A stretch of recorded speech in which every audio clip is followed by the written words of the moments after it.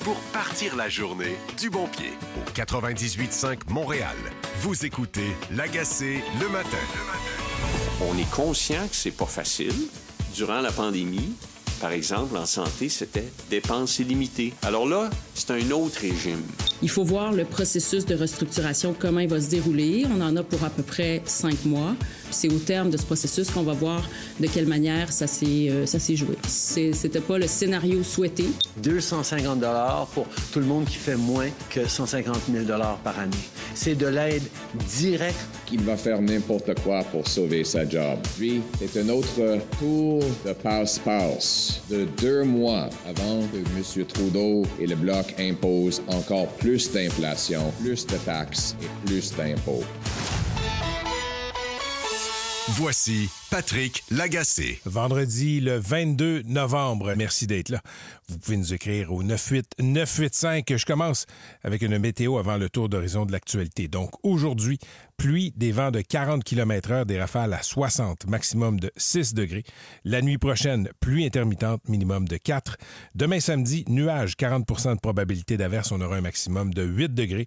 Dimanche, encore, alternance soleil et nuages, maximum de 3 degrés. Présentement, dans la grande région de Montréal, il fait 6 degrés.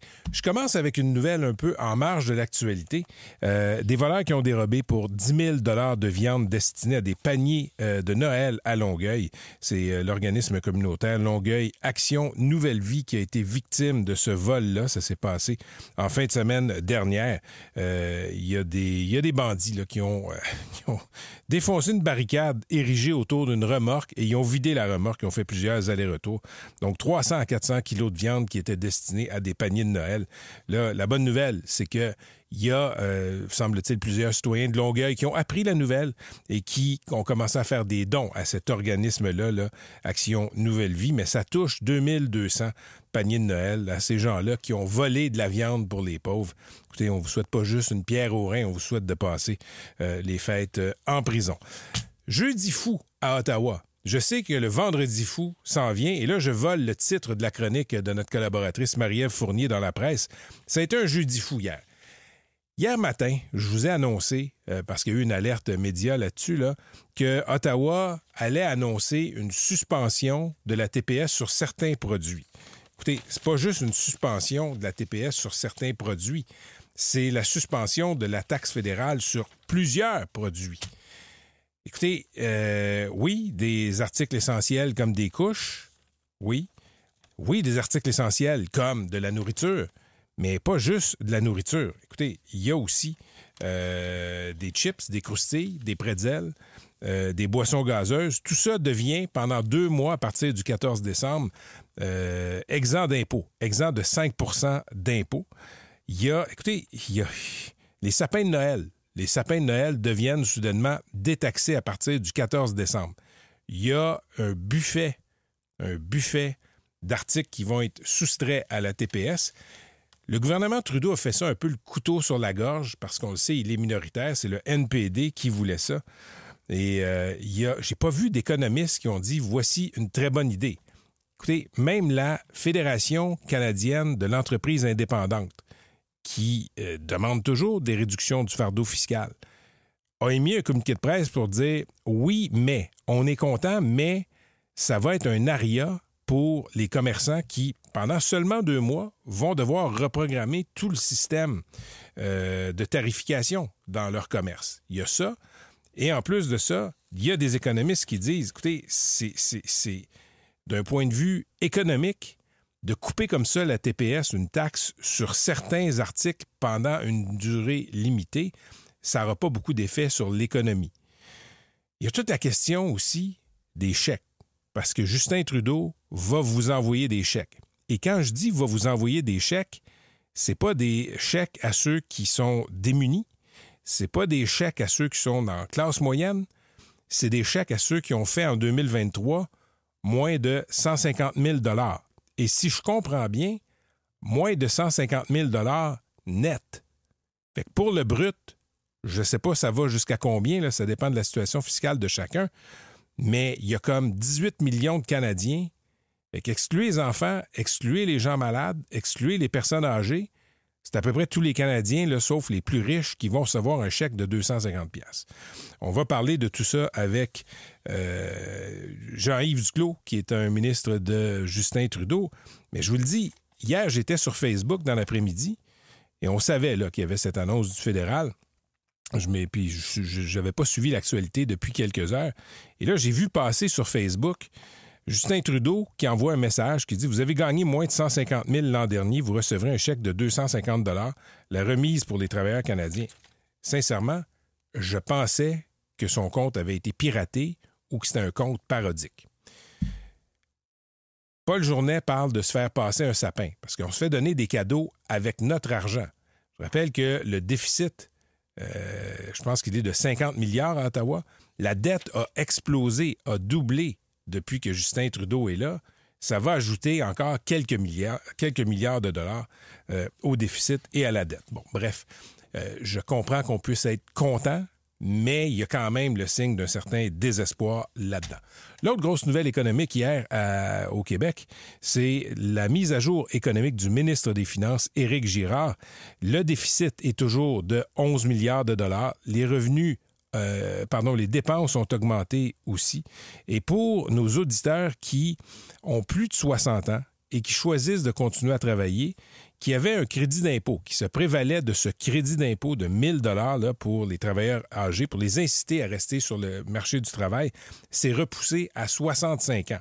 Ça va toucher, semble-t-il, près de 200 000 personnes qui vont perdre ce crédit d'impôt. Éric Girard, le ministre des Finances du Québec, va être avec nous un peu plus tard. L'autre grosse nouvelle économique, il y en avait vraiment plusieurs hier, là, c'est Nordvolt. Nordvolt a confirmé qu'aux États-Unis, on se place sous la loi de la protection des créanciers. Donc, on veut éviter la faillite, là, et ça a évidemment toutes sortes de ramifications, parce qu'on le sait, depuis quelques mois, c'est la traversée de la vallée de la mort pour Nordvolt. La vallée de la mort, c'est quoi? C'est Mathieu Dion de Bloomberg News qui nous a sorti ça en entrevue cette semaine.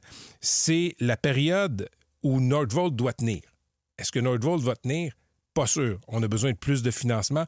On a besoin d'optimiser la production de batteries. On sait que la production de batteries, c'est présentement un problème chez Nordvolt. Donc, on est pris en tenaille.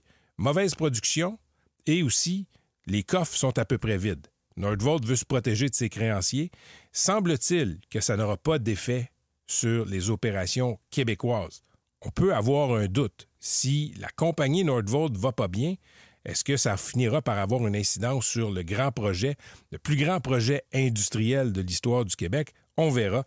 Paolo Cerruti, qui est cofondateur de Nordvolt et PDG de Nordvolt Amérique du Nord, va être avec nous un peu plus tard à l'émission. Et il y a une nouvelle là, de Radio-Canada sous la plume de Thomas Gerbet qui est sur le site présentement. Là. Nordvolt s'est fait attribuer pour cette usine-là de précieux mégawatts par Hydro-Québec. Et quand je dis de précieux mégawatts, c'est que ces mégawatts industriels sont en demande. Et pour Nordvolt, le bloc qui lui a été donné de mégawatts, c'est l'équivalent d'éclairer la ville de Longueuil au complet. Mais là, il semble que Nordvolt a offert de redonner temporairement à Québec une partie de son bloc d'électricité. Quelques nouvelles de Donald Trump aux États-Unis et aussi sur l'impact de certaines nominations, certains courants là, au Canada. D'abord, il y a un texte à lire dans Le Devoir aujourd'hui du journaliste économique Éric Desrosiers. C'est une analyse sur le fait que Trump 1.0, quand il est arrivé au pouvoir en 2016, connaissait pas le fonctionnement de l'État. Il avait une idée de ce qu'il voulait faire, mais avait pris les conseils des vieilles mains du Parti républicain pour nommer certaines personnes à plusieurs postes. Là, maintenant, il sait ce qu'il veut, il sait ce qu'il doit faire et il sait qui il doit nommer pour que ses volontés soient exécutées. Et il y a cette analyse sur les relations canado-américaines au point de vue de l'économie. Ce ne sera pas facile cette fois-ci.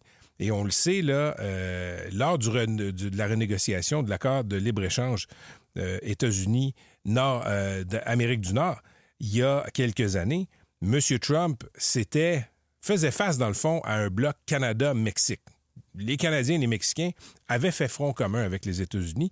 Il n'y aura pas de front commun cette fois-ci. Le problème, c'est que le Mexique est vu par les Américains comme une porte d'entrée pour les Chinois, une porte arrière au marché américain. Les Américains ont mis des tarifs douaniers déjà là, à certains produits chinois. Mais ce que les Chinois font, par exemple pour des voitures, on va construire des voitures au Mexique et on entre aux États-Unis par la porte arrière. Donc, M. Trump est tanné de ça. Il semble que les Canadiens vont donner raison à M. Trump là-dessus et vont faire leur propre deal avec les Américains. Est-ce qu'on aura encore un accord de libre-échange nord-américain? C'est à voir. Mais ce qui est clair, c'est que les Canadiens vont vouloir amadouer comme ça les États-Unis. Donc, c'est une analyse très intéressante à lire dans le journal Le Devoir. Toujours dans les nouvelles qui concernent M. Trump, il y a l'ancien ambassadeur américain aux États-Unis, Bruce Heyman. Lui, c'est un ami du Canada. Il a beaucoup aimé son passage à Ottawa et il a eu une réaction là, à la nomination du nouvel ambassadeur américain à Ottawa. C'est un monsieur qui s'appelle Hoekstra, Pete Hoekstra.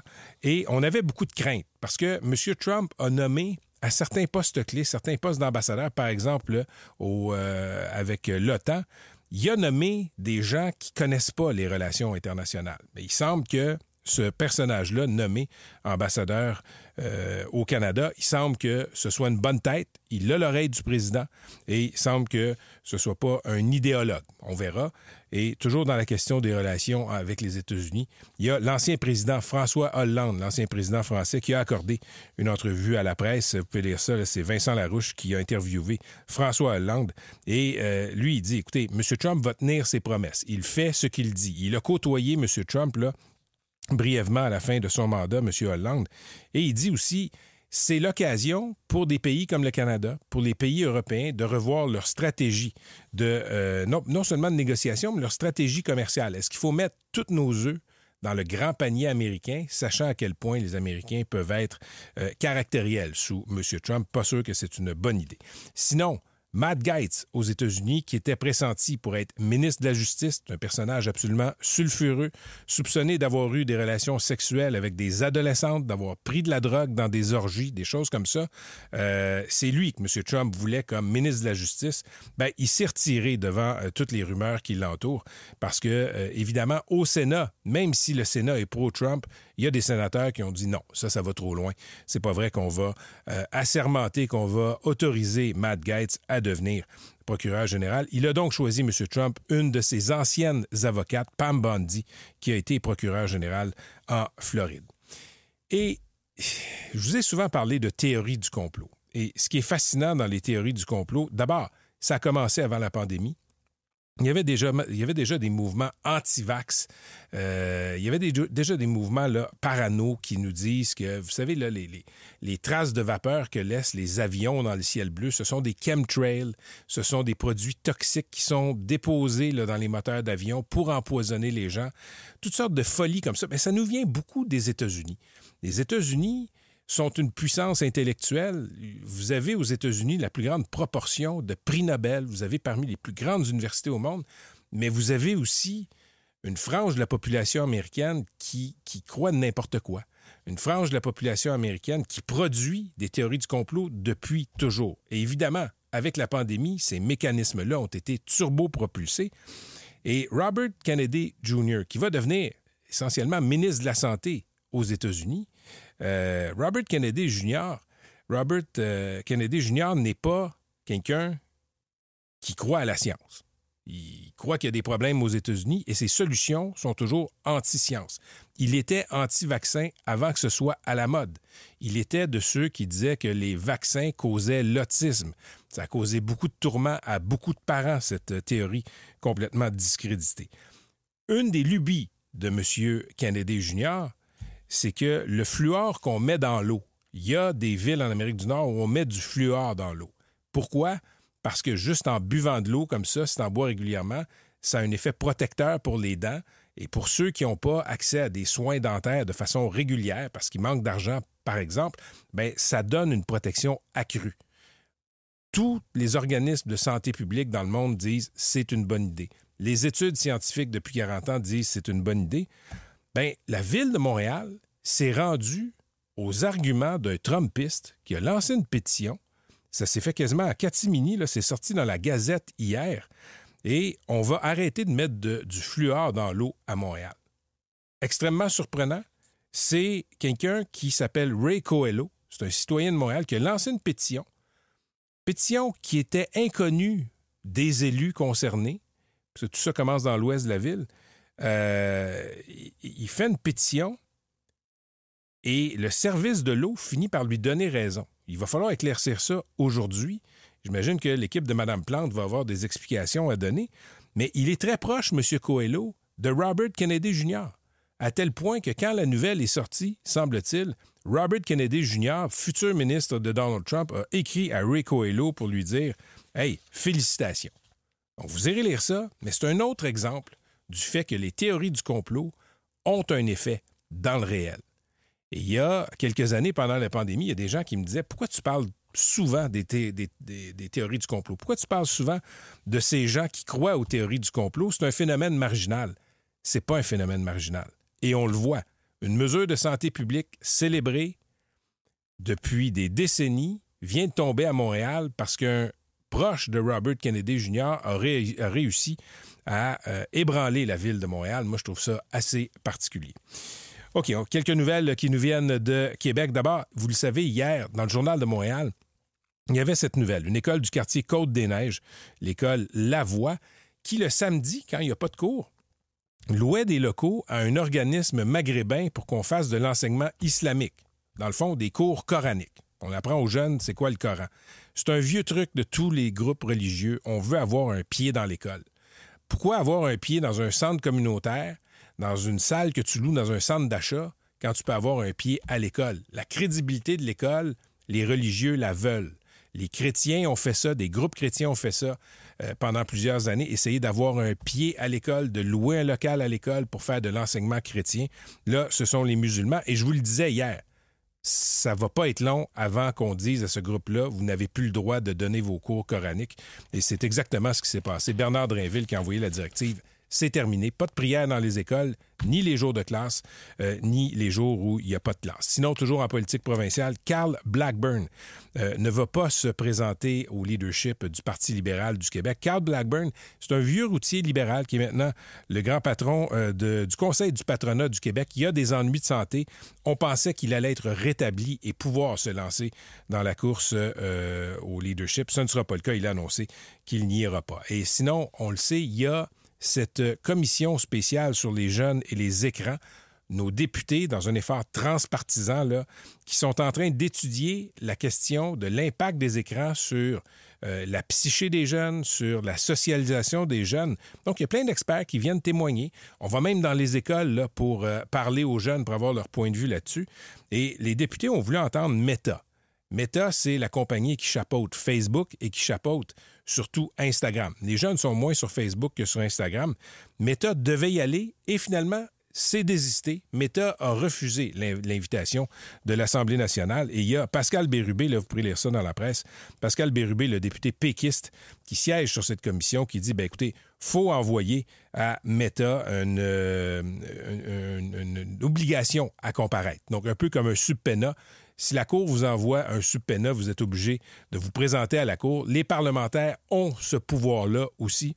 On verra si ça va être utilisé. Amélie Dionne, qui pilote cette commission sur les écrans, elle est députée caquiste. Elle va être avec nous un peu plus tard à l'émission. Écrivez-moi 98985. Toujours bien informé. Au 98.5 Montréal. Voici Patrick Lagacé. Beaucoup de nouvelles économiques d'importance là, pour les Québécois depuis 24 heures. D'abord, Nordvolt, qui se protège de ses créanciers. Paolo Cerutti, qui est le grand patron de Nordvolt en Amérique du Nord, va être avec nous dans quelques minutes. Justin Trudeau, qui joue au Père Noël avec la TPS. Son ministre Jean-Yves Duclos va être ici aussi dans quelques minutes. Mais d'abord, on accueille en studio Éric Girard, qui a fait sa mise à jour économique hier. Il est évidemment ministre des Finances du Québec. Monsieur Girard, bonjour. Bonjour. Pour ceux qui sont pas familiers avec les termes de l'économie, là, d'abord, là, faisons un peu de pédagogie. C'est quoi une mise à jour économique? C'est un rapport semestriel, mi-année. On dit c'est le point sur l'état des finances publiques et de l'économie à la mi-année. Alors, le budget est en mars et la mise à jour est à l'automne. Fait que donc, dans le fond, là, c'est l'occasion de voir si les chiffres de mars étaient bons. Exactement. Okay. Puis dans notre cas aussi, on révise la prévision économique 2024 qui était prévue à 0,6 %. On la rehausse à 1,2 % parce que quand même les taux d'intérêt et l'inflation c'est plus bas que nous avions prévu. Donc ça, c'est la croissance économique. Exactement. OK. Le déficit, lui, est-ce qu'on est toujours là, en route vers un déficit prévu de 11 milliards? 11 milliards, c'est le chiffre après contribution au fonds de génération parce qu'on a une définition de l'équilibre budgétaire qui est la plus conservatrice au Canada. Là. Sur la base des autres provinces, revenus moins dépenses, c'est 8,8 milliards, 1,4 du PIB. Mais à votre question, le chiffre après fonds de génération, toujours de 11 milliards pour l'année courante. Ce qui baisse, c'est ce qu'on appelle le déficit structurel à l'horizon 5 ans, qui, lui, passe de 4 milliards à 3,2. OK. On va parler de ce que vous coupez et de ce que vous bonifiez. Commençons par ce que vous avez décidé de couper. D'accord. Qu'est-ce que vous coupez? Vous me posez la question. Je pose la question. OK, ouais. Certainement. Alors, comme c'est une mise à jour, on rappelle que le taux d'inclusion de gain de capital passe de 50 à 66 %. Ça, c'est la mesure que le fédéral a annoncée. Et puis, nous, on s'est harmonisé. Et puis là, on montre que l'impact de ça, c'est 2,5 milliards sur 5 ans. Donc, c'est le point, mais c'est une mesure qui est déjà annoncée, mais c'est le moment de dire, ça donne combien de revenus? C'est 2,5 milliards, 62 % viennent des corporations, 38 % des particuliers. Ensuite, on a amorcé un examen des dépenses fiscales. On a 277 mesures fiscales au Québec qui coûtent 49 milliards par année. Et au dernier budget, j'ai réduit les crédits d'impôt pour jeux vidéo, effets spéciaux, effets visuels de 30 % parce que ces crédits d'impôt-là ont été créés il y a 30 ans. Pour attirer ces industries ici. Oui, le taux de chômage était à 10 %. Aujourd'hui, il est plus près de 5 %, donc on les a réduits de 30 %. Décision courageuse. Je comprends que c'est difficile pour ces industries-là, mais c'est des choses qu'on doit faire. Ça crie pas mal là, dans les studios d'animation, par exemple. Oui, mais c'est des choses qu'on doit faire. Les Québécois s'attendent à ce qu'on révise nos mesures. Aujourd'hui, le crédit d'impôt prolongation de carrière, créé en... Pour les travailleurs âgés. 60-64 ans. Créé en 2011, alors que l'âge de la retraite était de 61 ans, l'âge moyen au Québec. Aujourd'hui, il est de 65 ans. Le taux de participation des travailleurs 64 ans, on avait un retard de 10 % avec l'Ontario. Aujourd'hui, c'est égal. Donc, l'incitatif au travail n'est plus nécessaire. Pour être éligible, maintenant, il faudra avoir 65 ans. Donc ça touche, là, si je ne me trompe pas, 200 000 Québécois environ qui avaient 1 000 $ du gouvernement. En moyenne. OK. 200 millions par année. Dans vos prévisions, est-ce que vous prenez en compte, parce que dans vos prévisions de croissance économique, c'est 1,7... 1,2 cette année, 1,5 l'an prochain. Écoutez, il y a des gens qui pensent qu'on va prendre un coût économique important avec l'arrivée de M. Trump. Est-ce que ça a été pris en considération, cette variable? Oui, mais il y a une encadrée dans le... D'abord, notre mise à jour, on fait un effort de transparence extrêmement important. Puis il y a une encadrée qui explique qu'il y a une nouvelle administration américaine, que ça amène des incertitudes au niveau de la politique budgétaire, de la réglementation, les politiques commerciales. Parce que nos exportations pourraient en souffrir. Là. Oui, s'il y a des tarifs, le consommateur américain va en souffrir, puis le prix des exportations canadiennes va augmenter. Mais il faut se rappeler que nous sommes à l'intérieur de l'espace économique de l'Amérique du Nord, qu'on a négocié un traité avec la première administration Trump. C'est eux qui l'ont signé, là, ce traité-là. Donc, notre position au niveau de l'échiquier mondial n'est pas mauvaise, là. Et si la croissance économique s'accélère aux États-Unis suite à ces politiques-là, ce qui, je dis bien si, bien, le Canada pourra en bénéficier aussi. Alors, bref, il n'y a pas juste des risques, il y a des opportunités aussi pour le Québec. Mais ce que je comprends, c'est que notre ministre des Finances ne perd pas de sommeil parce que Donald Trump s'en vient et veut renégocier avec ses partenaires économiques, c'est ça? Bien, c'est-à-dire que le ministre des Finances, je suis habitué aux turbulences. Si on s'était parlé il y a 1 an, on aurait parlé de l'impact de la guerre au Moyen-Orient sur les finances publiques. Il y a 2 ans, on aurait dit, bien là, la Russie envahit l'Ukraine, il n'y aura plus de gaz naturel en Europe, qu'est-ce qui va se passer? Il y a toujours de l'incertitude. Le Québec a une économie diversifiée, solide. On a un gouvernement économique, des objectifs économiques ambitieux. Ça fonctionne. L'écart de richesse avec l'Ontario, le niveau de vie, le revenu disponible, on surperforme. Alors, les entrepreneurs québécois, les consommateurs québécois, le gouvernement, on travaille tous ensemble, puis l'économie du Québec est solide. Je vous ai demandé ce que vous aviez enlevé à certains Québécois dans votre mise à jour économique. Qu'est-ce que vous donnez? J'ai vu des annonces pour le transport en commun, pour les déficits structurels. D'abord, l'industrie de la forêt, là, qui a besoin d'aide parce qu'il y a eu des feux de forêt, il y a des tarifs. Et puis là, on arrive avec une annonce avec le gouvernement fédéral. On bonifie le reboisement, 100 millions d'arbres, et puis du support aux entreprises. Donc, 1, industrie de la forêt. 2, le logement, toujours. Des mesures, encore une fois, avec le fédéral, on passe de 1,8 à 2 milliards pour construire des logements, mais aussi des mesures, ajouter des ressources au tribunal administratif du logement. Et, je pense que vous allez aimer ça, programme de supplément au loyer pour 500 jeunes qui sortent de la DPJ pour les aider à se loger. Transport en commun. On aide la transition des sociétés de transport en commun en leur donnant une prévisibilité. Et il y a de l'argent pour la capitale nationale, il y a de l'argent pour la métropole, il y a de l'argent pour pallier aux impacts des inondations, la sécurité au Nunavik. Bref, on répond aux priorités, on continue de faire des choix. Je vais vous poser, M. Girard, une question avec le mot en A. Allez-y. Le mot que vous n'aimez pas. Le mot austérité. J'ai pas de problème avec la langue française. Choisissez le votre mot austérité. Je reçois chaque jour, M. Girard, là, des gens qui travaillent pour le secteur public et qui disent là, depuis quelques semaines, OK, là, on serre les vis, on se fait dire plus de surligneurs jaunes, plus d'achat de livres dans une bibliothèque, dans un cégep. En fait, pas vrai. Le budget a été considérablement réduit. Jonathan Trudeau, tantôt, nous parlait, on change les menus dans les hôpitaux. Je sais que vous voulez répondre, mais je vous fais la liste quand même. Oui, allez-y, je vais être patient. Il y a comme une politique d'austérité qui porte pas son nom. Bon. D'abord, d'un côté, il y a des gens qui disent qu'on dépense de manière frivole. De l'autre côté, il y a des gens qui disent que c'est l'austérité. C'est quoi la vérité? La vérité, c'est que les dépenses sont en hausse de 6,5 %, que le réseau de l'éducation, si on compare la rentrée scolaire 2024 par rapport à 2023, la rentrée scolaire s'est bien mieux déroulée en 2024. On fait des investissements qu'aucun gouvernement n'a fait dans le réseau public d'éducation. Il manque encore de profs.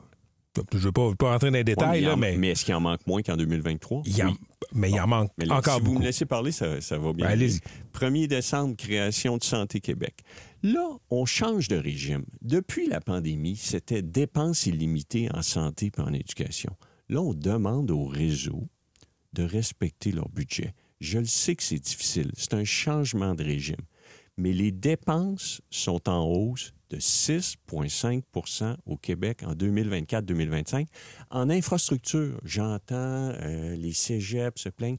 Le plan québécois d'infrastructure est à un niveau record. On est la province canadienne avec le deuxième plus élevé plan québécois d'infrastructure au Canada. On va rentrer dans les détails, mais pensez-vous que ça se peut que, oui, on investit de façon importante, mais qu'au vu de l'état de nos infrastructures, par exemple, c'est pas assez? Mais il y avait un rattrapage à faire lorsqu'on est arrivé en 2018. Ça, c'est évident qu'il y avait eu un sous-investissement dans les infrastructures et dans notre réseau public, tant santé puis éducation. Vous me dites que les dépenses ont augmenté. Puis il y a eu une pandémie en passant aussi, puis avec une période d'inflation et 2 records d'accroissement de population 2023-2024. Ça met de la pression sur les services. Vous avez dit, là, on ne peut pas nous reprocher de faire de l'austérité d'un côté puis dire qu'on dépense trop. Et vous le dites, les dépenses ont augmenté. Oui. Mais les salaires ont explosé aussi avec les conventions collectives. C'est un terme un peu fort, mais ils ont augmenté. Mais dans l'augmentation, il y avait un rattrapage à faire. Dans l'augmentation des dépenses, c'est quoi la portion de l'augmentation de salaire consentie au secteur public? Bien, sur le 6,5, je dirais qu'il y a 3,5 qui correspondent aux dépenses. OK. Fait que la moitié, c'est du nouveau salaire. Oui, mais la moitié de nos dépenses, c'est des salaires. Alors, c'est raisonnable, là. Puis, on investit dans nos ressources humaines pour améliorer la qualité des services. On obtient de la flexibilité en retour. Et puis, on investit en infrastructure. On investit dans des meilleures données. On fait des réformes de gouvernance. On investit dans nos services. Mais tout ça ne va rien donner si on n'a pas de personnel. Donc, on a choisi de bonifier les conditions de travail du personnel du secteur public pour obtenir de la flexibilité et améliorer les services. Ça fonctionne en éducation, Santé Québec commence 1er décembre. Donnons-leur une chance. Regardons où ils sont 1er décembre 2025, 1er décembre 2026. On va voir des améliorations. OK, je vous laisse pas partir sans parler de ce qui s'est passé à Ottawa, M. Girard. Vous êtes le ministre des Finances du Québec.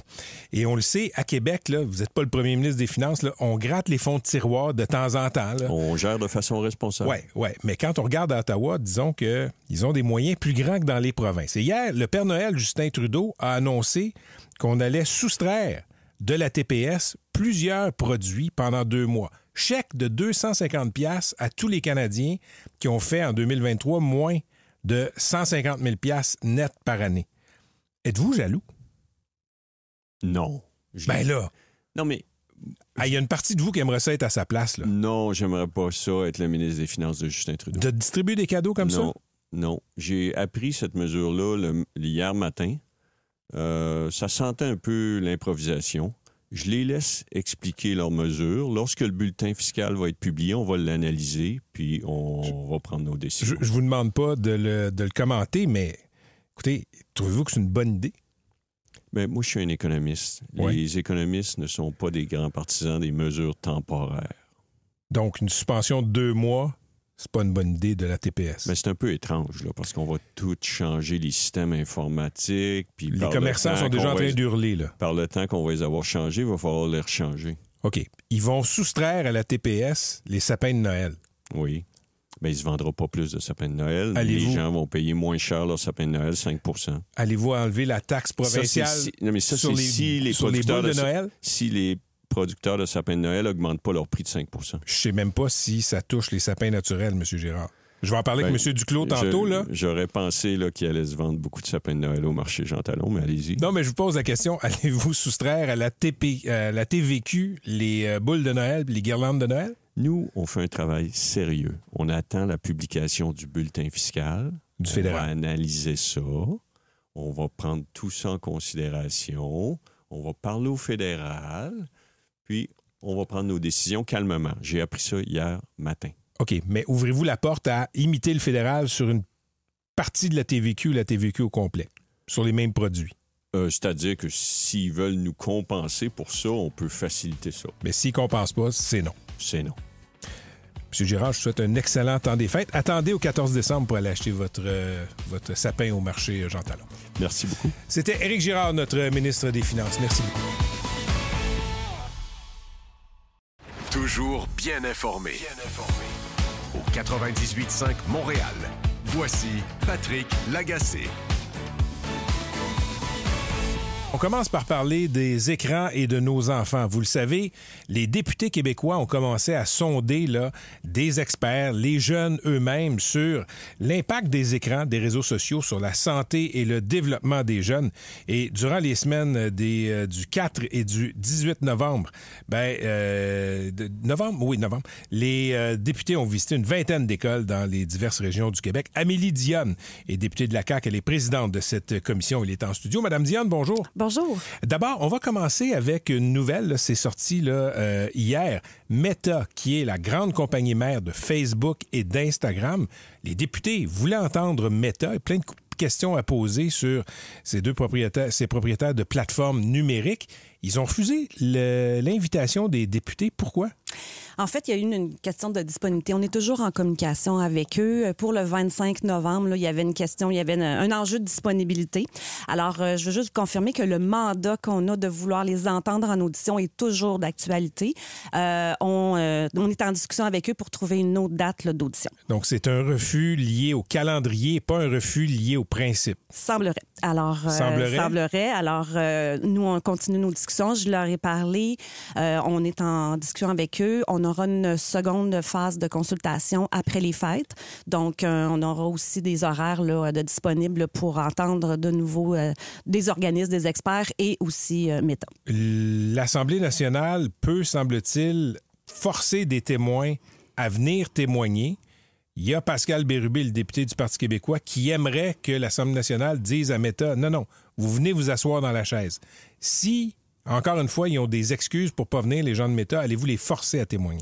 Il n'y a rien d'exclu pour le moment. Donc, comme je vous dis, présentement, on est encore en communication avec eux. Le canal est ouvert, le canal de communication, mais effectivement que l'Assemblée nationale, selon la loi, pourrait se prémunir de certaines lois. Parce que si on se parle sérieusement, Mme Dionne, là, on peut pas vraiment enquêter sur l'impact des écrans chez les jeunes sans parler d'Instagram. Facebook, je veux bien, là, c'est moins populaire chez les jeunes. Là.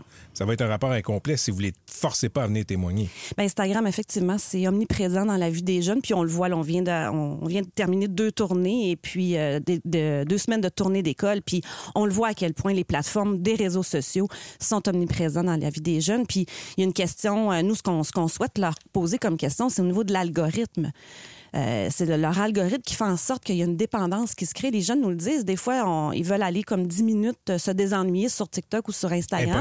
Impossible. Finalement, c'est 1 heure, 2 heures, puis s'aperçoivent à un moment donné que, Je vous dirais que c'est la même chose pour les adultes. Oui, vous avez totalement raison. OK. Vous êtes allé à la rencontre des jeunes. Hein? Cette commission spéciale est allée dans les écoles. Qu'est-ce qui vous a frappé? C'est quoi le point commun avec tous les témoignages de jeunes que vous avez entendus face aux écrans? Je vous dirais que la première chose qui m'a frappée, c'est à quel point maintenant les jeunes ont un cellulaire en bas âge. Alors, on parle entre 7 et 12 ans. 7 ans? 7 ans. Téléphone intelligent à 7 ans? Oui. Surprenant. Alors, oui, ça nous a surpris. Ça nous a surpris, puis c'est aussi à quel point la majorité des jeunes ont menti sur leur âge pour pouvoir avoir accès à des réseaux sociaux. Par contre, il y a des nuances. On voit que Snapchat, c'est un peu un réseau de communication. Nous, dans notre génération, c'était le bon vieux téléphone traditionnel, mais on voit maintenant, au niveau de la plateforme de Snapchat, c'est vraiment pour communiquer avec les amis, avec la famille. Maintenant, au niveau des réseaux sociaux, on parle d'Instagram, on parle de TikTok. Ce qui est inquiétant, c'est que c'est ça. Ce sont des jeunes enfants qui ont accès à du contenu qui est souvent inapproprié pour leur âge. Vous me dites que ils ont menti. Beaucoup ont menti pour avoir accès à un réseau social. Au Québec, c'est quoi la législation présentement? C'est 13 ans. OK. Puis ce que vous constatez, c'est que même avant 13 ans, ils ont TikTok, ils ont Instagram, etc. Oui, quand on leur posait la question, 9 ans, 10 ans, ils se créaient des comptes et mentent sur leur âge. Puis ce qui est encore plus impressionnant de constater, c'est que les parents souvent sont d'accord ou sont au courant. Ben oui, parce que souvent, dans certaines plateformes de téléchargement, ça prend l'autorisation des parents. Effectivement. Ça vous inquiète? C'est préoccupant. C'est préoccupant parce que s'il y a un âge minimal, c'est comme on regarde des films, il y a des âges minimaux parce qu'il y a du contenu à l'intérieur de certaines informations qui ne sont pas appropriées pour leur âge. Puis il y a toute la question des influenceurs aussi que là, c'est pas encadré présentement. Donc, ce sont des jeunes qui ont accès à de la publicité qui est pas ce qu'on peut pas faire à la télé en termes de publicité pour les enfants, on peut très bien le faire et c'est fait sur YouTube, par exemple. Effectivement. Mais la différence, c'est que c'est pas encadré comme à la télévision. Mais Mme Dionne, le petit Québec, et je dirais même le petit Canada, qu'est-ce qu'il pourrait faire pour renverser cette tendance-là, pour forcer les plateformes de réseaux sociaux à avoir des règles, disons, plus strictes? Bien, il y a différents moyens, puis c'est pour ça qu'on veut les questionner. Il y a des pays présentement qui regardent pour de la double vérification au niveau de l'âge. Il y a des pays qui regardent aussi pour encadrer justement toute la question des influenceurs. Donc, il n'y a rien d'exclu pour un gouvernement. On peut légiférer autant dans les écoles comme on pourrait légiférer aussi au niveau des plateformes. Mais vous me l'avez dit, présentement, la loi interdit aux moins de 13 ans d'avoir accès à TikTok et compagnie. Ils ont accès à TikTok et compagnie. Vous allez faire une loi par-dessus la loi qui sera tout aussi pas respectée. Bien, c'est ce qui est au cœur de nos discussions présentement. Puis c'est du pourquoi aussi on a créé la commission, pour voir vraiment comment on peut mieux encadrer avec les moyens qu'on a.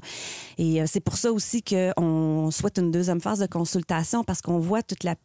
C'est beau de dire on veut une majorité numérique, mais quand on regarde l'applicabilité, c'est là qu'on a des enjeux. Mais vous devez regarder ce qui se fait ailleurs aussi. Il y a des États américains, il y a des pays qui sont en train de se dire ça n'a pas de bon sens que les jeunes soient exposés à du contenu si jeune comme ça, sans entrave. Est-ce qu'il y a un modèle où, justement, on peut appliquer une majorité numérique? Bien, on regarde différents modèles, mais comme vous voyez, en Australie, ce n'est qu'une étape de projet de loi présentement. Oui. Donc, au niveau de l'interdiction dans les écoles, ça, on voit plus de tendances là, dans différents pays, mais au niveau, justement, d'appliquer des lois comme ça, vous savez, la technologie évolue présentement plus rapidement que les données qu'on est capable de collecter aussi, puis des expériences qu'on peut voir, parce que c'est aussi intéressant d'aller voir ce qui se fait ailleurs pour voir aussi ce qui a fonctionné puis ce qui n'a pas fonctionné. Parce que oui, il y a des pays qui essaient de mettre en application certaines réglementations, mais qu'on s'aperçoit que ça ne fonctionne pas. Donc, c'est certain que plusieurs pays se penchent présentement sur de la double vérification. Comment on pourrait essayer de double vérifier l'âge? Merci d'être venu nous parler des travaux de cette commission sur les écrans, le numérique et nos jeunes. Merci. C'était Amélie Dionne. Je souhaite une excellente journée. Elle est députée de la coalition Avenir Québec. Hier, grosse nouvelle, grosse surprise à Ottawa. On savait que Justin Trudeau allait annoncer un certain congé de TPS sur certains items. C'est ce que je vous ai annoncé hier, c'est sorti pendant l'émission. Bien, grosse surprise, beaucoup d'items vont être soustraits à la TPS pendant 2 mois à partir du 14 décembre, une sorte de cadeau des fêtes, et c'est comme ça que Justin Trudeau l'a présenté. Et aussi, chèque de 250 $ à partir du printemps prochain à des millions de Canadiens. Pas mêlant, si vous faites moins de 150 000 $, si vous avez fait moins de 150 000 en 2023, vous allez recevoir le chèque de 250. Jean-Yves Duclos est un ministre du gouvernement de Justin Trudeau. Il est au bout du fil. Monsieur Duclos, bonjour. Bonjour, M. Lagacé, et bonjour à tous ceux qui nous écoutent. Si votre patron, Justin Trudeau, est le Père Noël, est-ce que vous êtes un de ces lutins ce matin? Bien, M. Lagacé, écoutez, laissez-moi commencer par répondre à une question que vous avez certainement en tête, là, qui est pourquoi est-ce qu'on fait ça dans les prochaines semaines? Il y a une contradiction quand on parle aux gens entre ce qui se passe depuis plusieurs mois et ce que les gens ressentent dans leur vie. Ce qui se passe depuis plusieurs mois, ceux qui suivent l'actualité économique le savent très bien, c'est que l'inflation est à la baisse, les taux d'intérêt sont à la baisse, l'emploi est à la hausse. Donc, on se dirige vraiment dans une très bonne direction avec toutes les pressions l'inflation post-pandémique qu'on a vécues dans les dernières années. Mais quand on parle aux gens, les gens nous disent « Oui, on sait bien là, que ça va mieux, puis que ça va aller encore mieux, là, on sait ce qu'on entend, mais on ne le sent pas encore dans notre quotidien. » Puis, ce qu'on sait, c'est que la période des fêtes, donc dans les prochaines semaines, c'est une période où la pression sur le coût de la vie, payer les factures, avec tout ce qu'on dépense durant cette période-là, c'est une pression réelle que les gens qui nous écoutent sentent vraiment. Alors, c'est pour ça qu'on fait ça. C'est une mesure temporaire. Évidemment, ça va durer juste 2 mois. Ça va pas régler la capacité des gens de payer leur carte de crédit au complet. Certaines pressions vont évidemment demeurer, mais c'est une petite aide pour passer à travers les prochaines semaines que le gouvernement canadien peut se permettre d'offrir aux gens qui nous écoutent. Monsieur Duclos, le déficit canadien est de combien aujourd'hui? Le déficit est autour de 40 milliards de dollars. Et la réponse suivante, Monsieur Lagacé, c'est qu'on entend souvent, puis je suis sûr que vous le dites aussi de temps en temps, que le gouvernement canadien est dans le trouble. Le gouvernement canadien a le meilleur bilan fiscal de tous les pays comparables sur la planète, les pays développés. On a la dette la moins élevée, le déficit le moins élevé, les paiements d'intérêt les moins élevés. Je comprends, mais en moins de 10 ans, la dette est passée de 700 milliards à 1300 milliards. Je comprends que d'un point de vue de comptable, c'est peut-être sain, mais c'est du jamais vu dans l'histoire canadienne. Et la mémoire humaine est courte, M. Lagacé, mais ce que vous avez dit, c'est largement dû à la pandémie. La pandémie a réellement existé. Là. Entre 2020 et 2022, le gouvernement canadien a payé pour 80 % des investissements nécessaires pour sauver la vie des gens. On va ajouter combien de milliards? On va ajouter combien de milliards avec ces mesures-là qui ont été annoncées par Justin Trudeau hier?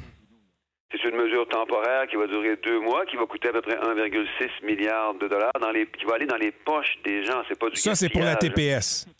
C'est pour la TPS, c'est pas du gaspillage. C'est pas comme si cet argent-là allait disparaître. Là. Le chèque de 250? Des gens qui nous écoutent. Le chèque de 250? Le chèque de 250, c'est à peu près 4,6 milliards qui va aussi aller dans les poches des gens. C'est pas de l'argent qui va disparaître. Là. Alors, c'est de l'argent qui va aider les familles qui nous écoutent. On sait que ces ressources-là sont importantes. C'est temporaire. Le chèque de 250, c'est au printemps. Pourquoi vous ne le donnez pas à partir du 14 décembre? Parce qu'on préfère focaliser durant le temps de Noël sur les dépenses qui sont particulièrement importantes durant le temps de Noël. Et aussi, pas juste durant le temps de Noël, c'est aussi après Noël. Les entreprises, les commerçants qui nous écoutent savent très bien que à chaque début d'année, février, janvier, ce sont des moments creux pour les affaires. Les détaillants, les restaurants vivent des moments difficiles. Souvent, ils vont mettre à pied des gens, même parce que les chiffres d'affaires sont pas à la hauteur. C'est pour ça que ça dure du 14 décembre au 15 février, pour aider évidemment les consommateurs et les familles, mais pour aider aussi indirectement les commerçants. Le chèque de 250 $ va être donné à tous les Canadiens qui, en 2023, ont gagné moins de 150 000 $. Je vous pose la question, net ou brut? Ça, c'est... le 150 000 $, c'est net. OK. Fait que c'est des gens qui ont gagné 250, 300 brut. Non, c'est les nets, là, c'est dans un sens fiscal. C'est vous les enlevez les cotisations d'assurance-emploi, les cotisations au régime de rente du Québec. C'est ce qu'on appelle le revenu brut et on enlève certaines cotisations, ça donne le revenu net. Quelqu'un qui a gagné 149 000 $, mettons, là, en quoi il a besoin d'un chèque de 250 $? À nouveau, M. Lagacé, c'est une mesure temporaire. On aurait pu tenter de mettre quelque chose de beaucoup plus compliqué. Non, mais vous aidez les plus nantis avec cette mesure-là, là. Oui, mais M. Lagacé, il y a beaucoup d'autres mesures qui sont effectivement plus ciblées. Le régime canadien de soins dentaires est une mesure dont plusieurs milliers de gens qui nous écoutent présentement profitent, qui est ciblée sur les aînés, en particulier à plus faible revenu. L'allocation canadienne pour les enfants, c'est un autre exemple de mesure qui est une mesure de long terme, là, qui est sur de plusieurs années, depuis 2016, en fait. Monsieur Duclos, je comprends, on va pas refaire toute l'histoire des programmes que vous avez faits. Là, on va se concentrer sur le 250 $ que vous allez envoyer aux Canadiens. Écoutez, si vous aviez choisi d'aider les plus mal pris, la classe moyenne, c'est une chose. Là, vous aidez les plus riches. Bien, tout le monde est aidé du même montant, sauf évidemment ceux qui... Pourquoi 150 000? Pourquoi pas moins de 500 000, mettons, rendu là? Non, c'est ciblé sur ceux qui ont moins de 150 000. C'est une mesure temporaire. Pourquoi 150 000? Expliquez-moi le raisonnement du 150 puis pas 175 ou 125 ou 322. Bien, effectivement, il faut choisir un seuil. Okay. Tout le monde, y compris les très riches, évidemment, subissent encore les effets des prix plus élevés, même si les prix augmentent beaucoup moins vite maintenant qu'ils augmentaient avant. Fait que vous aidez les plus riches. Ben, les familles, les travailleurs de moins de 150 000 reçoivent le 250. Évidemment, ceux qui ont plus ne reçoivent pas. Puis ceux qui gagnent, par exemple, 60 000 $ qui nous écoutent, là, le 250 $ va être pas mal plus important pour eux, parce que c'est plus difficile pour eux de joindre les deux bouts. Ceux qui ont des revenus de travail plus élevés vont moins sentir l'impact, évidemment, en proportion de leur revenu de travail total. Pas de TPS sur les sapins de Noël. Artificiel ou naturel? C'est les deux. Canadian Tire a un sapin de Noël à 899. Est-ce qu'il est admissible à ce congé de TPS? Monsieur Lagacé, écoutez, les programmes parfaits, là, ça n'existe pas. Nous, on a quelque chose... Bien, on peut au moins essayer de ne pas aider ceux qui n'ont pas besoin d'aide. Oui. Si tu as moyen d'acheter un sapin de Noël à 900 $, tu as moyen de payer le 40 $ de TPS dont le gouvernement va faire cadeau.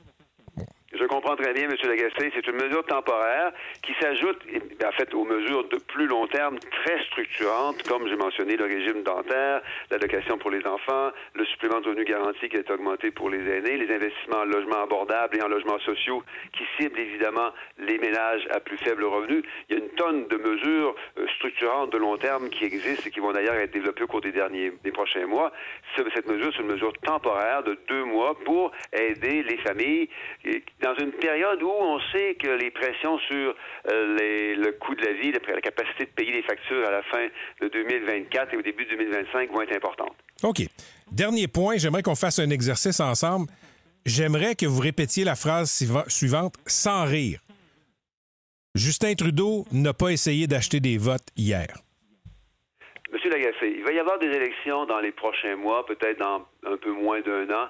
Ce n'est pas une raison pour laquelle un gouvernement doit arrêter de gouverner. C'est pas parce qu'il y aura des élections éventuellement qu'un gouvernement doit arrêter de faire des choses qui sont importantes pour les gens. Les mesures d'hier n'ont aucun rapport avec les élections. Ben moi, je doute là, que les gens qui nous écoutent aux prochaines élections, dans les prochains mois, au début à la fin de l'été, peu importe, je doute que les gens vont voter pour une mesure temporaire de 2 mois. Les gens vont voter pour les services de garde, pour les soins de santé, pour l'allocation pour les enfants, les soins dentaires. C'est ça qu'ils vont retenir au cours des prochaines élections. C'est un cadeau de Noël et pas un cadeau électoral. D'ici à ce que les élections aient lieu, M. Lagacé, il faut que le gouvernement continue à gouverner. On ne peut pas demander à un gouvernement d'arrêter de gouverner parce que dans les prochaines semaines, il pourrait y avoir des élections. C'est vrai. Monsieur Duclos, merci. Je vous souhaite un bon magasinage des fêtes. Merci et bonne journée à tout le monde. Jean-Yves Duclos, ministre des Services publics et Approvisionnement Canada.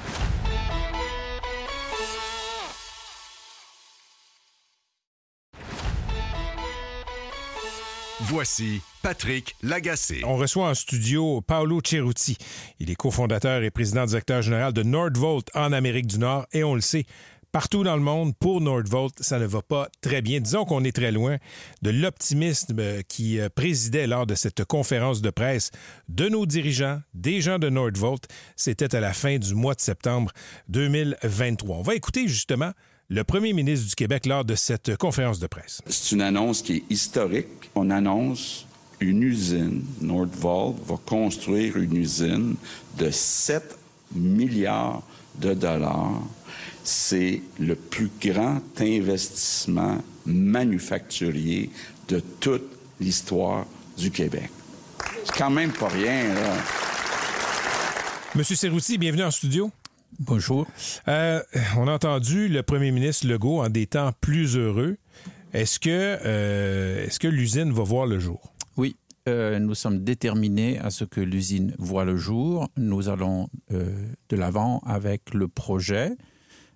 C'est le plan. Hier, la société mère en Suède s'est mise sous la protection de ses créanciers avec l'article du chapitre 11 américain. Ça ne concerne que la maison mère en Suède. Ça ne concerne pas l'opération et la société canadienne. Comment est-ce que les problèmes de Nordvolt un peu partout dans le monde pourraient ne pas affecter les futures opérations de l'usine au Québec? C'est un peu dur à croire. Bien sûr. Donc, déjà, premièrement, nous avons des liquidités ici au Canada qui nous permettent de continuer de travailler pendant pas mal de temps et de ne pas faire appel à des injections de capital de la Suède, premièrement. Donc, il faut laisser la Suède, il faut laisser à la Suède le temps de résoudre ces challenges. L'idée, c'est de sortir de ce processus de restructuration au cours du premier trimestre, donc d'ici la fin du mois de mars. C'est l'objectif qu'on s'est fixé. Il est clair que ça va avoir des effets indirects sur le Canada, au sens où nous allons avoir besoin de continuer de lever de l'argent ici au Canada à l'avenir, et il faut que la Suède se soit rétablie pour qu'on puisse le faire. Si la Suède tombe, l'usine en Montérégie va tomber. Écoutez, ce n'est pas aussi simple que ça. Nous avons un programme de rendre les opérations ici au Canada les plus indépendantes possibles au fil du temps de ce qui se passe en Suède. Cela dit, il est vrai qu'il y a des interdépendances qui sont des interdépendances liées à la propriété intellectuelle, à la R&D et à d'autres aspects qui rendent les deux entités légales interconnectées. Mais l'argent que les Québécois ont investi dans Nordvolt présentement, là, il est plus à risque qu'il y a un an lors de cette conférence de presse rayonnante de septembre 2023. Vous avez raison sur le fait qu'il y a un climat qui est nettement dégradé par rapport à septembre de l'année dernière. Si vous faites allusion aux parts que cet argent a pu acheter dans la société mère, ceci est maintenant en dehors de notre contrôle. C'est dans le processus judiciaire du chapitre 11. En revanche, l'argent est bel et bien ici. Nous avons investi, depuis qu'on est là, 375 millions de dollars dans le projet au Québec. De ces 375 millions... Avec votre argent? Est-ce que vous avez utilisé les fonds québécois des contribuables pour ça? En fait, le Québec a investi dans la maison mère et la maison mère a injecté des capitaux dans l'entité canadienne. Ces capitaux-là sont en partie encore sur nos comptes en banque. On en a investi 375 millions. De ces 375 millions, 200 millions sont allés à des entreprises québécoises au Québec. Donc cet argent est en train de revenir. Il retourne dans l'économie du Québec et on a la ferme intention de s'intégrer ici.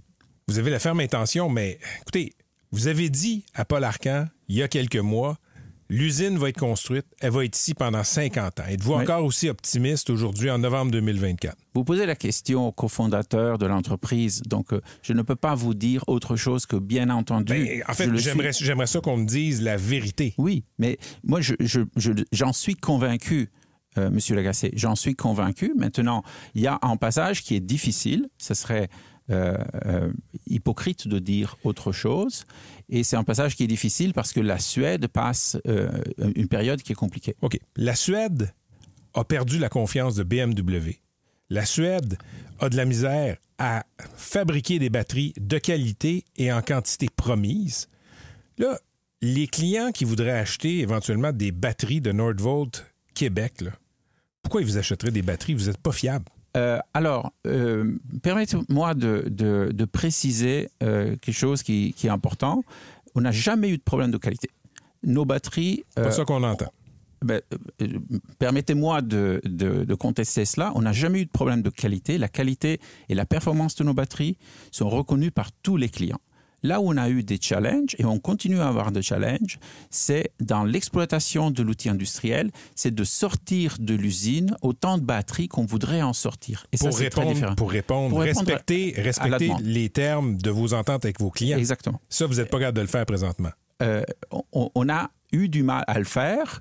Et on s'améliore. Mais avez-vous déjà atteint vos objectifs de livraison? On a atteint nos objectifs de livraison, mais ces objectifs de livraison-là, on les atteint de façon volatile. Donc, on ne les atteint pas systématiquement. Irrégulier. Voilà. OK. À la conférence de presse de septembre 2023, vous avez répondu à la question d'une journaliste, M. Cerruti, et vous avez dit, écoutez, je ne vais pas vous dire qui sont nos clients, mais on en a. Et vous avez dit, soyez patient, on va dévoiler ça d'ici quelques semaines. Oui. Ça fait plusieurs semaines. Qui sont vos clients? Écoutez, le fait qu'on n'ait pas dévoilé le nom du client, ce n'est pas de notre volonté, c'est de la volonté du client. Ce client-là, aujourd'hui, achète des batteries et les achète en Asie à d'autres fabricants. Ils ont besoin de continuer à acheter des batteries à ces fabricants-là pendant encore au moins 2 ans. Mais ils existent. Bien sûr. Bien entendu. Mais, enfin, vous voyez, Monsieur Cerruti, vous voyez mon scepticisme, je vais vous expliquer pourquoi. Votre client a des clients en Asie. Les Asiatiques sont capables de faire... fournisseurs en Asie. Des fournisseurs en Asie sont capables... Vos clients ont des fournisseurs de batteries en Asie, c'est ça? C'est exact. OK. Les Asiatiques, les Nord-Coréens, les Chinois font des batteries qui livrent à temps et qui fonctionnent. Pourquoi un client dirait, oui, je vais acheter des batteries de Nordvolt qui n'est pas capable de les livrer à temps? Ouais. C'est quoi la logique là-dedans? Ce qu'on amène sur le marché, M. Lagacé, c'est bien plus que juste des boîtes avec de l'énergie dedans. On est la seule réalité non asiatique dans cette industrie, qui est très jeune, qui est vraiment nouvelle. Et vous voyez, l'industrie automobile a pendant à peu près un siècle été une industrie de mécanique. De génie mécanique. Et là, pour la première fois, on rentre dans une industrie qui est complètement différente, qui est une industrie de génie chimique. Ces compétences-là n'existent pas. Et elles sont développées dans l'Occident. Elles se sont développées essentiellement en Chine. Avec l'ensemble des tensions géopolitiques qui existent, les tensions avec la Chine, les administrations qui changent aux États-Unis, il serait extrêmement dangereux pour des fabricants automobiles de laisser leur avenir entre les mains de sociétés qui sont dans des juridictions qui ne sont pas nécessairement soit fiables, soit amis. Ce que vous dites là est vrai, mais BMW a jugé que c'était suffisamment dangereux de faire affaire avec Nordvolt pour résilier un contrat de 3 milliards d'euros. De 2,3.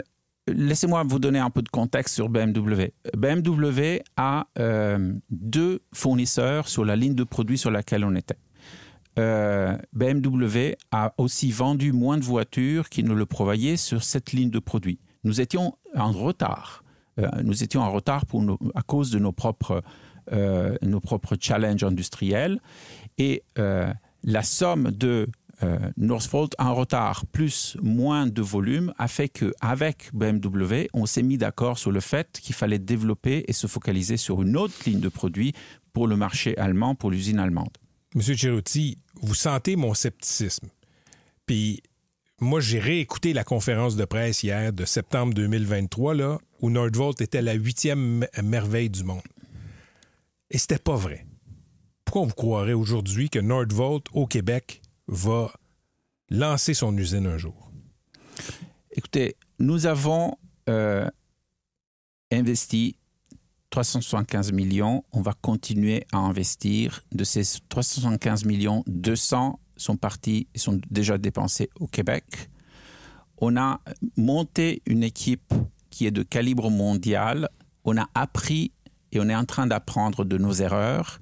On a monté une équipe ici qui est extrêmement professionnelle. L'équipe d'opération qu'on a ici, aujourd'hui, elle est en Suède. Angéline Bilodeau, que j'ai recrutée ici comme patronne, qui est une Québécoise, qui a passé une vingtaine d'années chez Pratt & Whitney en gérant toutes les usines de Pratt & Whitney en Asie, a passé 6 ans chez Amazon en faisant partir des usines de zéro, en partant de 0 employés à 5000 employés en 15 semaines. Angéline a aujourd'hui pris les rênes de l'usine en Suède. Elle est en train de faire un turnaround remarquable de l'usine en Suède avec son équipe. Après, elle va venir au Québec. Et elle va revenir au Québec. Et je serais ravi, si vous voulez, l'inviter pour avoir un retour de ce qu'elle aura appris. Si la compagnie existe encore. Oh. Merci, M. Cerutti. C'est moi qui vous remercie.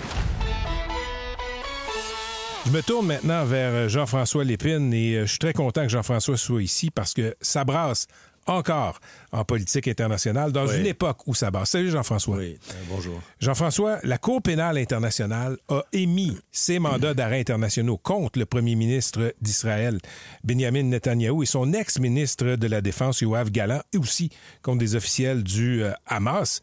C'est une sorte de droit nouveau. C'est du jamais vu que des dirigeants de démocratie comme ça sont inculpés. Oui, dans le cadre de l'ONU, la Cour internationale de justice était un tribunal pour juger des États. Oui. Et puis en 2002, on a décidé d'aller un peu plus loin en créant un tribunal pénal international pour poursuivre des chefs de gouvernement, des responsables publics pour des crimes contre l'humanité et des crimes de guerre. Et ça, c'est effectivement nouveau.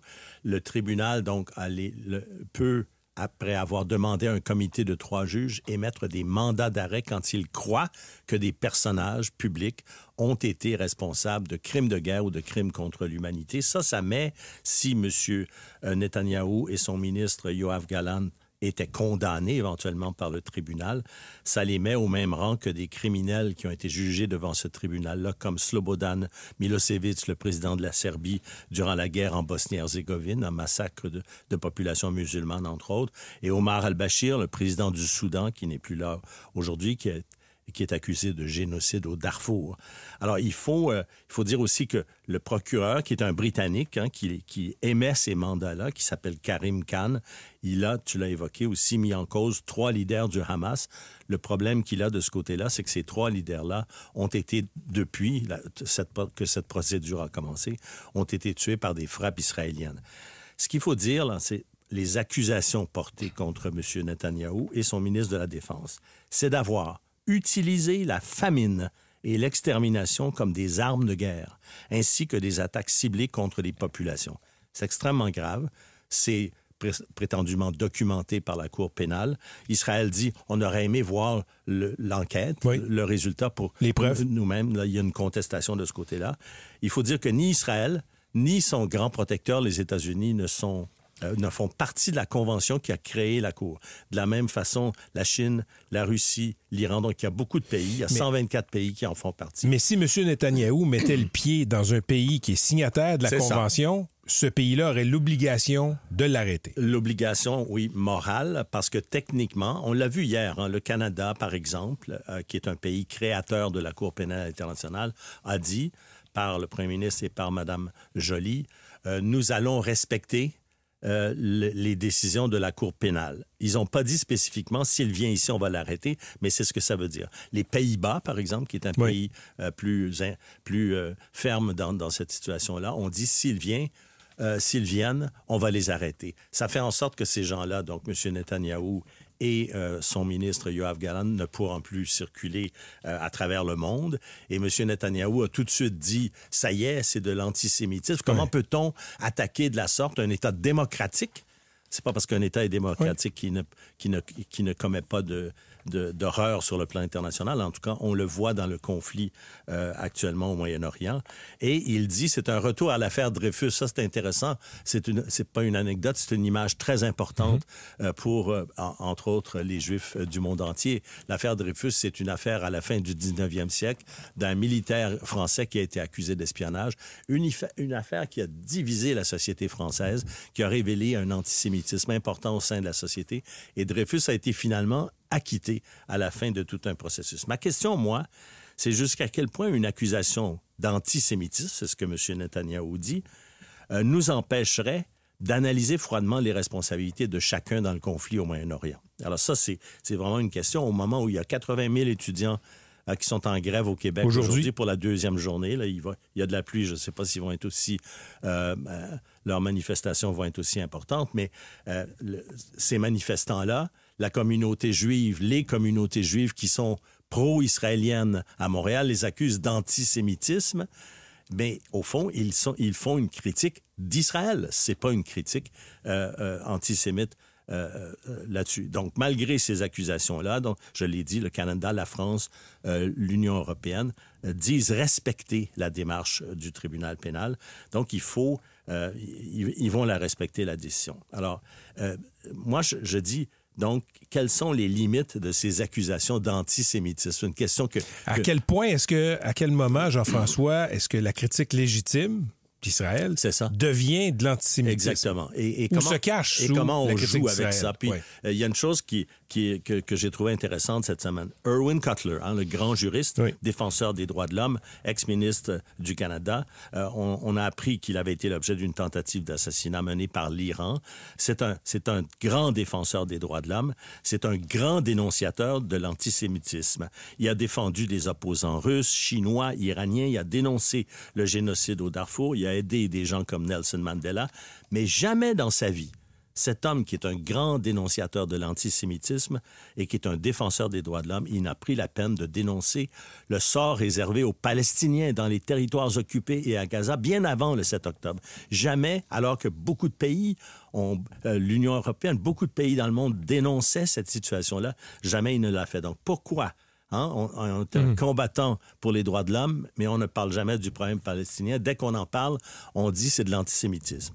Et on l'a vu aussi un autre exemple à Amsterdam récemment où il y a eu des manifestations, on s'en souvient, extrêmement violentes, de partisans israéliens qui ont été victimes de violences de la part de partisans opposants à Israël. Et à l'époque, on a crié tout le monde à l'antisémitisme, même ici au Canada, jusqu'à ce qu'on démontre que les partisans d'Israël qui sont venus par avion assister au match et tout ça, eux-mêmes avaient commencé le jour même du match à attaquer les quartiers arabes d'Amsterdam, à descendre des drapeaux palestiniens et à manifester violemment en criant « Mort à Gaza ». Donc, c'est toute une grande question, là. Est-ce que l'antisémitisme nous empêche de faire des enquêtes réelles qui sont importantes? Et il y a un ministre, un ancien premier ministre israélien, je termine là-dessus, qui s'appelle Ehud Olmert. Et lui, il cherche, avec d'autres, y compris les Palestiniens, une solution pacifique à la crise israélo-palestinienne. Il a récemment dit au New York Times, Amsterdam, donc ce qui s'est passé à Amsterdam, c'est pas de l'antisémitisme, c'est le reflet de la colère de ces musulmans partout dans le monde qui entendent les politiciens israéliens dire ouvertement qu'ils veulent réduire Gaza et les banlieues de Beyrouth à l'âge de pierre. Donc lui, il dit, attention, ce n'est pas l'antisémitisme là, qui a commencé, en tout cas dont les grandes manifestations ont eu lieu en Europe de la part de chrétiens fascistes de droite qui ont mené, par exemple, à l'Holocauste. C'est pas ça, là, ça n'a rien à voir. Tu sais. Est-ce qu'il faut se surprendre que ce qui se passe en Israël, en Cisjordanie aussi, parce qu'on ne parle pas des Palestiniens de Cisjordanie, provoque autant de réactions hostiles dans le monde contre les Israéliens quand on n'a aucune compassion de la part d'Israël pour les humains tués dans le champ de bataille. Ce qu'il dit, lui, c'est que si on ne règle pas ces questions-là, si on ne passe pas au-delà des accusations d'antisémitisme pour aller vraiment voir ce qui se passe, ben c'est l'avenir de la sécurité d'Israël qui est en cause. Il faut régler ce problème-là. Deuxième sujet dont tu veux nous parler, Jean-François, là, c'est les prédictions du magazine The Economist. C'est une tradition. On anticipe ce qui s'en vient l'année prochaine. Qu'est-ce qui s'en vient l'année prochaine? Oui, alors, d'abord, ils disent tout le temps ce qu'ils ont, là où ils se sont trompés l'année d'avant. Ils font l'exercice. Parce que c'est quand même des prévisions sérieuses. Et ils se sont trompés l'an dernier. À la même date, l'an dernier, en 2023, ils avaient prévu une victoire des démocrates aux élections américaines. Alors, ils disent, évidemment, beaucoup de choses ont changé pendant l'année, le départ de Biden, etc. Mais ils se sont trompés. Et là, donc, l'idée, c'est que, et je vais les dire vite, là, parce que je ne veux pas trop prendre de temps. Vas-y. Mais quelles sont les grandes tendances qu'on doit surveiller? D'abord, ils appellent ça le chaos de Trump. Alors, l'arrivée au pouvoir de Trump va créer un chaos. On le voit déjà dans les nominations, bien sûr. Ce qui se passe. Deuxième point, les attentes des électeurs. Pourquoi on dit ça? Parce qu'en 2024, dans le monde, il y a eu un record d'élections dans les démocraties mondiales où on a vu une majorité de gouvernements se faire mettre à la porte. Très dur pour les gouvernements sortants. Donc, ces électeurs-là, qu'est-ce qu'ils vont demander maintenant? Et là, ça va être l'affrontement en 2024. Troisième point, accroissement du désordre dans le monde. Ben, avec les réclamations des électeurs, avec Trump, il va y avoir un accroissement du désordre. Qu'est-ce que va donner, quatrième point, la guerre des tarifs, guerre commerciale à l'échelle planétaire. Cinquième point, positif, il va y avoir un boom des technologies environnementales, des technologies vertes. Pourquoi? Parce que la Chine, qui est un grand leader mondial dans ce domaine-là, va annoncer à la fin de l'année les résultats sur ses émissions de carbone, apparemment, qui vont être beaucoup plus bas. Donc, il y a un résultat chinois. Les Chinois sont les grands manufacturiers de technologies vertes. Ils ont besoin d'exporter. Ils vont baisser les prix. Et il y a une course à travers le monde vers les technologies vertes. Donc, c'est une bonne nouvelle. Le sixième point à surveiller, après avoir vaincu en principe l'inflation, les choix difficiles que vont faire nos gouvernements. On le voit là avec ta discussion avec le ministre Duclos et celle avec M. Girard. Il y a plusieurs milliards à couper dans les budgets. Exactement. Qu'est-ce qui va arriver? Septième question, le vieillissement de la population, un problème grave ici, mais bien plus grave dans les grands pays d'Asie comme le Japon, la Chine avec son 1,4 milliard d'habitants, des enjeux économiques inouïs. Huitième élément à surveiller, le passage difficile de l'intelligence artificielle. Pourquoi? Parce qu'on a investi des milliards là-dedans, mais ça ne donne pas, semble-t-il, les résultats espérés. Il commence à avoir des sceptiques. Exactement. Il y a seulement 5% des entreprises aux États-Unis qui avouent utiliser l'intelligence artificielle, 6% au Canada, mais c'est quand même pas encore une réussite, donc il va y avoir des comptes à rendre. En fait, les problèmes des voyages. Un élément que je te donne, il y a beaucoup de vols qui sont annulés entre la Chine, par exemple, et l'Amérique et le Canada à cause de la guerre en Ukraine et l'interdiction de survoler le territoire russe. Mais c'est un des nombreux problèmes de l'industrie des voyages, y compris les manifestations dans de plus en plus de pays en Europe contre le tourisme quand il y en a trop. On est allé voir les touristes à Barcelone, par exemple. Et en terminant, ce qu'ils nous disent, les gens de The Economist, on en a eu des surprises en 2024. Alors, on parle des 2 tentatives d'assassinat contre Trump, par exemple, l'attaque israélienne avec des pagettes. On s'en souvient de ce phénomène-là. La récupération d'une partie d'un réservoir d'essence d'une fusée SpaceX qui est retournée sur... Bon, ils ont eu un échec cette semaine, mais ça a été une image spectaculaire. Les progrès de SpaceX, on nous dit des surprises. Vous allez en avoir de plus en plus et ça va augmenter déjà en 2025. Et on est content que tu sois avec nous 2 fois par semaine pour décrypter ces surprises. Jean-François, bonne fin de semaine à toi. Merci.